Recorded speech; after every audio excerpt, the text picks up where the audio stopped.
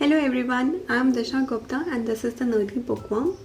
We are in the second video of my finance news segment. Today we are going to talk about the Vodafone's AGR dues, which has created a lot of hustle bustle in the telecom market, and I'm going to explain it in detail. So stay tuned till the end, and if you like my video, do subscribe, like and share. Let's begin.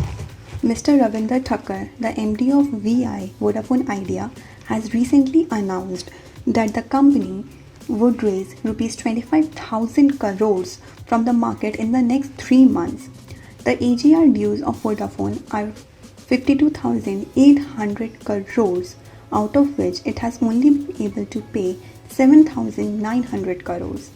On 1st September, Supreme Court rejected the petition of Vodafone to grant them 20 years to complete the payment.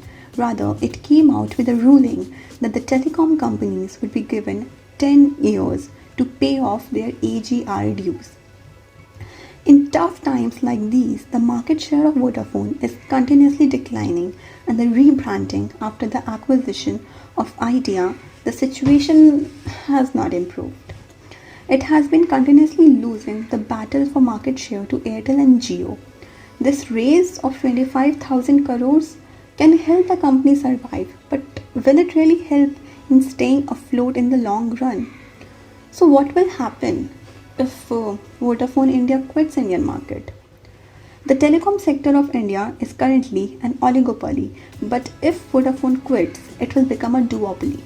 If you think Bharti Airtel will gain from it, you may be wrong, as even Airtel has been reporting losses quarter after quarter with its own paramount AGR dues. It may not be able to get the benefit. The other player, that is Reliance Jio, is the only telecom company in good spot right now. It has held in India having the cheapest data and voice rates, but if it comes down to a monopoly, will it be the same? Apart from it, the loss for GDP, unemployment rate going up and revenue loss are always the side effects of a company quitting. So what is AGR? AGR stands for Adjusted Gross Revenue, which is the amount of revenue share that the telecom operator has to pay to the government as its license and spectrum fee.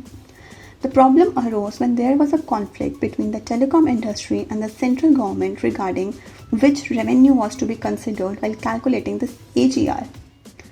While calculating the AGR, the company uses its revenue from the telecom operations only, but the center has now defined that AGR calculation should be done on the total revenue.